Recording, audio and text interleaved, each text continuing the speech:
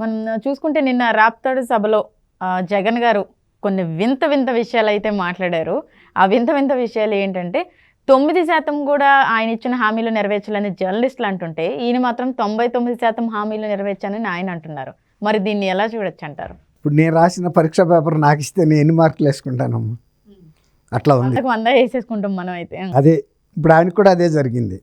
ఇప్పుడు జనం చెప్పట్లేదు, అది ఆయన చెప్పుకుంటున్నాడు. జనం నిర్ణయానికి కూడా వచ్చారు. 100% ఓట్లు వేసిన ఆయన ఓడిస్తారు కదా. మరి తెలంగాణలో కేసీఆర్ ఓడిపోయిన క్షణాన్ని ఆంధ్రప్రదేశ్లో కూడా మేము కూడా ప్రభుత్వాన్ని మార్చుకుంటామని వాళ్ళు చెప్పారంటే, అంత బాగా పెర్ఫార్మెన్స్ చేస్తే వాళ్ళు మార్చరు కదా. వాళ్ళు ఎందుకు నిర్ణయానికి వచ్చారు? ఇప్పుడు వీళ్ళు బలవంతంగా జనాల్ని మొబిలైజ్ చేయాల్సిన అవసరం ఏమొచ్చింది? సపోజ్ 100% చేస్తుంటే వాళ్ళంతా వాళ్ళే స్వచ్ఛందంగా తరలిస్తారు సభలకి.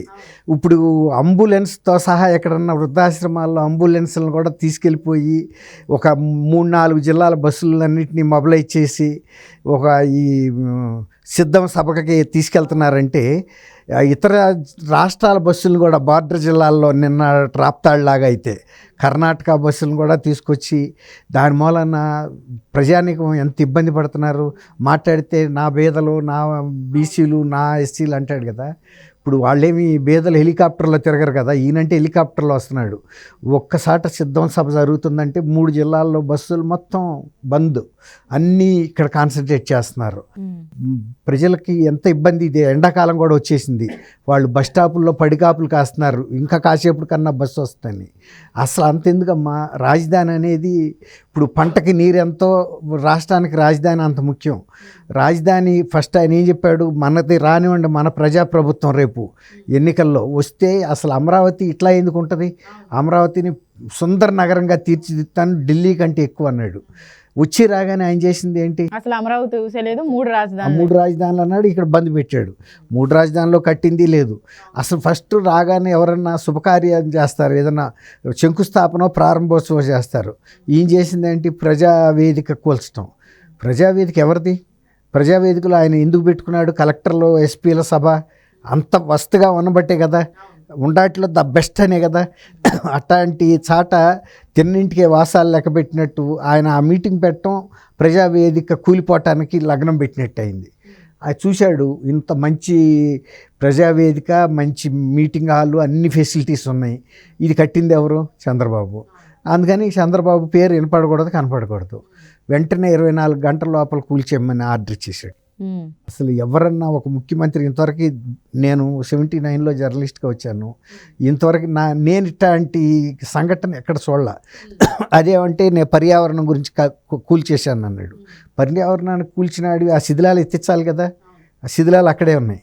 ఇప్పుడు మనిషి చచ్చిపోయినప్పుడు కన్నా, లేకపోతే ఏదైనా ఒక జంతువు చచ్చిపోయినప్పుడు కన్నా, చచ్చిపోయిన తర్వాత ఉండే మురుగు వాసన, కుళ్ళు ఎంత ఎక్కువ అవుతుంది. అట్లాగే ఆ శిథిలాలని నువ్వు అక్కడ ఉంచావంటే పర్యావరణం ఏమైనా మెరుగుపడుతుందా? అదేమైనా సాంబ్రాణియా పొగ నువ్వు వేసేది? పని నీకు నిజంగా పర్యావరణం పట్ల అంత చిత్తశుద్ధి ఉంది, ప్రజావేదిక కూడా చాలా అవసరమైన సౌకర్యం కదా. మరి ఇంకోసాటన్నా ఎక్కడన్నా కట్టాలిగా. విజయవాడలో 33,000 ఎకరాల రాజధాని కోసం తీసుకున్నారు. నువ్వు ఎక్కడోసాట పని కరకట్ట పక్కన కాదు ఇంకోసాట కట్టాడా? ఇంతవరకు మొన్న కేంద్ర ఎన్నికల సంఘం కూడా వచ్చింది, వెళ్ళి నోవాటెల్లో పెట్టుకోవాల్సి వచ్చింది. అదే ప్రభుత్వం తరపున కనుక ఇంత మంచి వస్తుంటే హైదరాబాద్లో జూబ్లీ హాల్ ఎలాంటిదో అంతకన్నా హైటెక్స్ జూబ్లీ హాల్ ఎలాంటి ప్రయోజనాలు ఇస్తాయో అట్లా మిక్స్డ్గా కట్టారు. అది కాన్ఫరెన్స్లకు పనికొచ్చేటట్టు, ఇంకా మాసుగా ఏమైనా పెద్ద పెద్ద సమావేశాలు పెట్టుకోవటానికి. అలాంటి ప్రదేశాన్ని కూలగొట్టాలని నీకు విజన్ అనేది నీకు లేకపోబట్టే కదా. ప్రజా అవసరాలు ఎలా ఉంటాయి, ప్రభుత్వ అవసరాలు ఎలా ఉంటాయి అనేది దానికి తెలీదు. ఎందుకంటే అప్పుడు ప్రభుత్వం నడిపిన అనుభవం లేదు. ఇట్లాంటివి చేయటంలో మాత్రం నెంబర్ 1. ఎవరి మీద వాటిల్లో మాత్రం 100% చేశాడు. ఇది అసలు పెట్టలేదు కదా నువ్వు. నేను ప్రజావేదిక కూల్స్తాన్ని, మరి ఇదే చేసావంటే నీ మేనిఫెస్టోలో లేని కార్యక్రమం 100 కూడా మించిపోయి చేసినట్టే. ఆయన మేనిఫెస్టోలో పెట్టలా, నేను రాగానే ఫస్ట్ రోజు చేసే కార్యక్రమం ప్రజావేదిక కూల్చడం అని. అది అప్పటికప్పుడు వచ్చిన దుర్బుద్ధి. అంటే ఈ మనిషి ఏంటి? తర్వాత బ్రిడ్జికి, ఐకానిక్ బ్రిడ్జికి వేసిన పునాదులను కూడా పొక్లైన్లతో తోడిచి బయట వేసారు. ఎందుకు? రేపు మళ్ళీ వచ్చే గవర్నమెంట్ కనుక వాటి మీద పిల్లర్లు లేపితే ఈ బ్రిడ్జి ఫలానాళ్ళు కట్టారంటారని. ఎవరన్నా అట్లాంటి పనులు చేస్తారా? ఇప్పుడు నీకేం అడ్డం వచ్చి నీ పిల్లలు ఉంటే ఉన్నాయి, రేపు ఇంకో రకంగా పనికి వస్తుంది. లేకపోతే ఇప్పుడు డబ్బులు ఖర్చు పెట్టి తోడించాల్సిన అవసరం లేదు కదా. అంటే నేను ఎందుకు చెబుతున్నా అంటే తనకి ప్రజల పట్ల కానీ ప్రజాక్షేమం పట్ల కానీ ఏమాత్రం కూడా ఇది లేదు. ఇంకోటి ఆయన ఎన్నికల్లో బాగా వాగ్దానం చేసింది ఏంటంటే నేను రాగానే విడతల వారీగా నేను మద్యపాన నిషేధం పెడతా అన్నాడు. క్రమేపీ అసలు కంప్లీట్ గా తీసేస్తాను మద్యపాన నిషేధం, షాపులు తగ్గిస్తా అన్నాడు. ఇప్పుడు ఆయన వచ్చిన దగ్గర కూడా ఇవాళ బిజినెస్ డబుల్ త్రిబుల్ అయింది. ఆ ఆదాయాన్ని చూపించి లోన్ కూడా తెచ్చుకున్నాడంటే బ్యాంకుల నుంచి, ఎస్బీఐ నుంచి, అదొక స్థిర ఆదాయంగా చూపించాడు. ఇప్పుడు దాదాపు 60,000 కోట్ల రూపాయల వ్యాపారం జరుగుతుంది లిక్కరు. అది ఎవరు? మధ్యవర్గాలు, బేదవాళ్ళే ఎక్కువ, బేదవాళ్ళ నుంచే జరుగుతుంది. వాళ్ళ రక్తం తాగి సంపాదించిన డబ్బులు.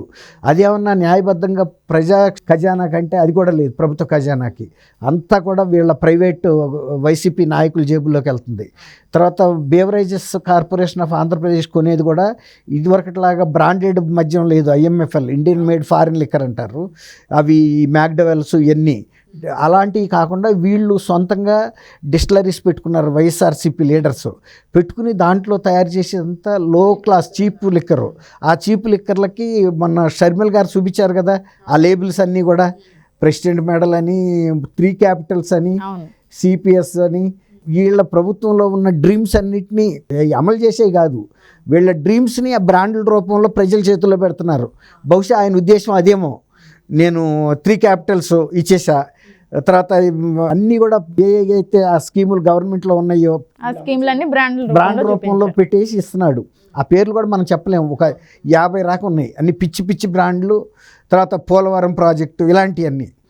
కాబట్టి ఆయన దృష్టిలో నేను ఈ బ్రాండెడ్ లేబుల్స్ అతికిచ్చిచ్చా కాబట్టి 100% అనుకున్నాడు. ఆ రోజున నా అక్క చెల్లెళ్ళ తాళిబొట్లు తెగిపోవటం నేను చూడలేను, ఎట్టి పరిస్థితుల్లోనూ నేను ఒక 5 స్టార్ హోటల్స్లో మాత్రమే ఆంధ్రప్రదేశ్లో లిక్కర్ అనేది అందుబాటులో ఉంటుంది అన్నాడు. అయితే బాగానే ఉంటుంది. నిజంగా 5 స్టార్ హోటల్లో దిగేవాడి గురించి మనం బాధపడక్కర్లా. వాడు ఎంత ఒక పెగ్గు 500 రూపాయలైనా 600 రూపాయలైనా తాగుతాడు. కానీ వాళ్ళ చీప్ లిక్కర్ కూడా ఆ రోజు తెలుగుదేశంలో 80 రూపాయలకి ఇచ్చింది, వాళ్ళ 250 రూపాయలకి వెళ్ళిపోయింది. అంటే 4 రెట్లు పెంచి అమ్ముతున్నారు. కానీ అట్లా అంటే ఏదైనా ఆరోగ్యం బాగుంటుందా అంటే అవి తాగిన తర్వాత ఎన్ని అనారోగ్యాలు రావాలో అన్ని అనారోగ్యాలు వస్తున్నాయి. చాలా గవర్నమెంట్ హాస్పిటల్స్లో లివర్, గ్యాస్ట్రోఎంటాలజీ విభాగాల్లోనూ, నర్వస్ విభాగాల్లోనూ మొన్న పురంధరేశ్వర్ గారు అక్కడ అడిగితే ఇవన్నీ కూడా లిక్కర్ బేస్డ్గా వచ్చిన జబ్బులని చెప్పి వాళ్ళు చూపించారంట పేషెంట్స్ని.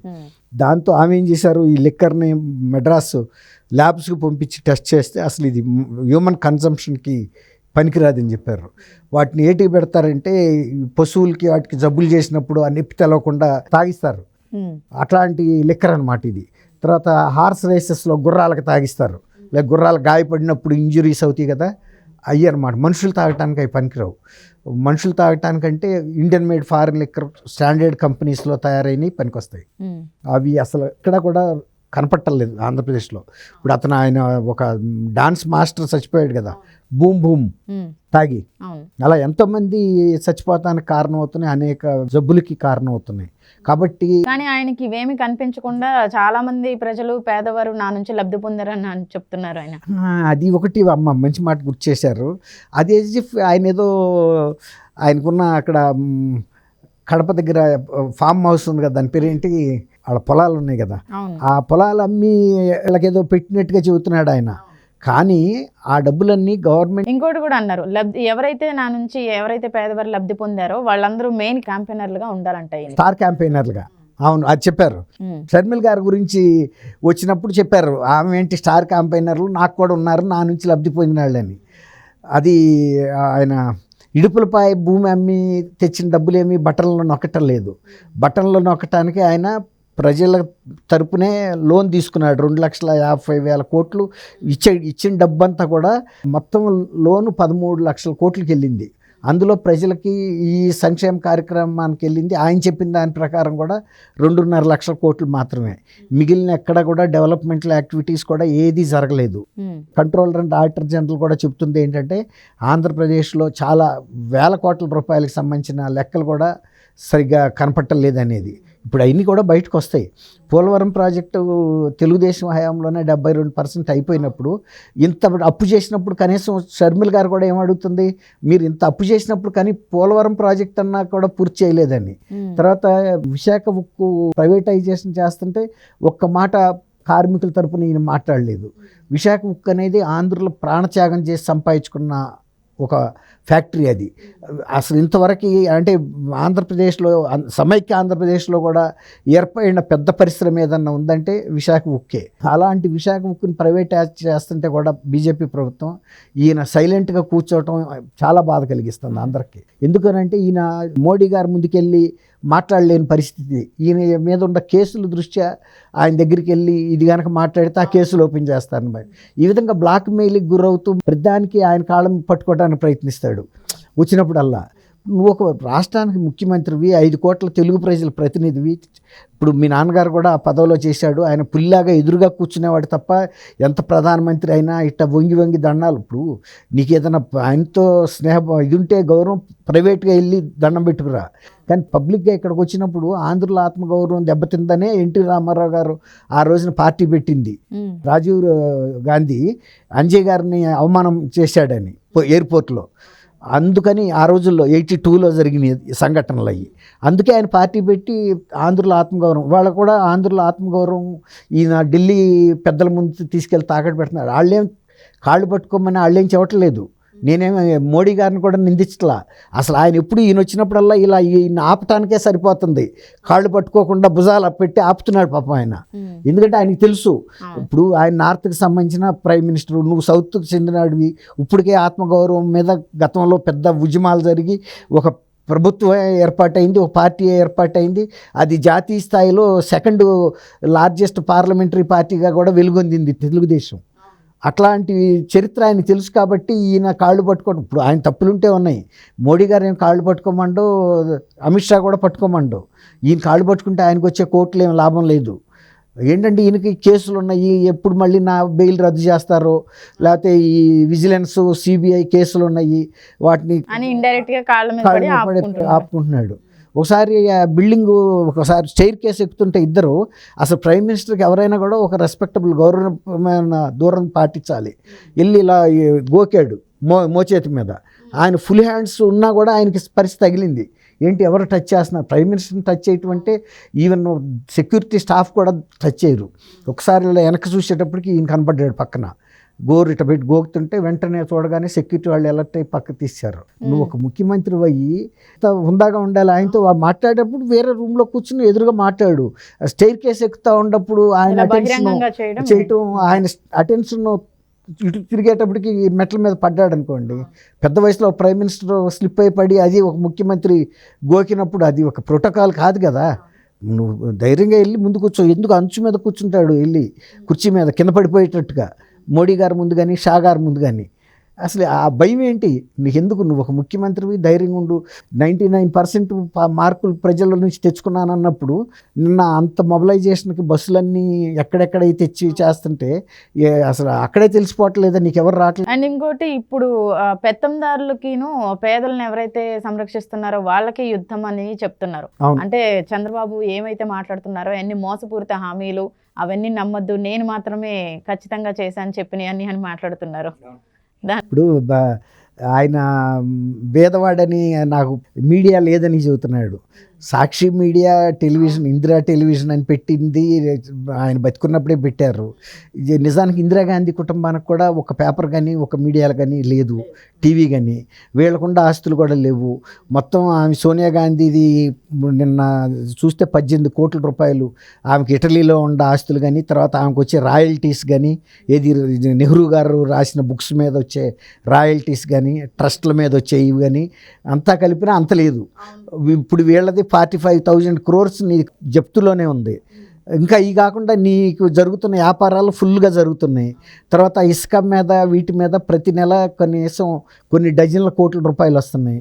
60,000 కోట్ల రూపాయలు ఎన్ని రేపు దిగిపోయిన తర్వాత రాబోయే చరిత్ర ఏంటంటే ఇసుక కుంభకోణం, జాతీయ స్థాయి కుంభకోణం, అరకు కుంభకోణం అంటే లిక్కర్ కుంభకోణం, జాతీయ స్థాయి కుంభకోణం, తర్వాత మైనింగ్ కుంభకోణాలు, గ్రావెల్, ఇవన్నీ కూడా జాతీయ స్థాయిలో అంత ఫిగర్స్ ఉన్నాయి దాంట్లో.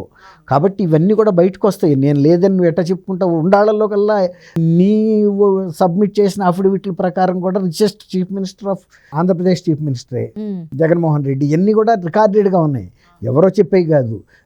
నువ్వు పెత్తందారు కాదని నువ్వు ఎట్ట చెబుతావు? నీకున్నవన్నీ 25 ఎకరాల్లో ప్యాలెస్లు, నువ్వు అదే బేదల కోసం కట్టేటప్పుడు 48 గజాల్లో ఇళ్ళు కట్టిస్తానంటున్నావు. నువ్వు 48 గజ కాదు, పని 200 గజాల్లో ఇంట్లో నువ్వు ఉండగలవా? బేదలకేమో ఒక రేటు. నువ్వు బేదల మనిషివా లేకపోతే పెత్తందారుల మనిషి? ఆయన ఎక్కడికక్కడ ఇప్పుడు వైజాగ్లో కూడా సీఎం బస్ కోసం అని కట్టారు, పెద్ద 500 కోట్లు పెట్టి. అది అటు ఇటు కాకుండా ఎందుకు పనికి రాకుండా ఉంది?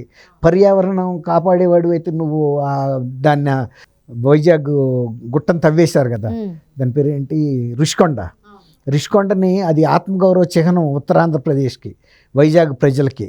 దాన్ని పిచ్చిగా తవ్వి దాన్ని మానభంగం చేసిన పరిస్థితిలో ఉంది. దానికి ఒక పచ్చ జెండా కట్టి నువ్వు ప్రజలకి గంతలు కడతానని విషయంగా ఉందో తప్ప ఆయన మాట్లాడే మాటలు 98% అని ప్రజలకు తెలుసు నువ్వు ఎంత చేసావో. రేపు ఎందుకు ఎన్నికల్లో ఒక 50 రోజుల్లో ఎన్నికలు జరగబోతున్నాయి కదా, అక్కడే తెలిసిపోద్ది ఎవరు ఎంత చేసింది.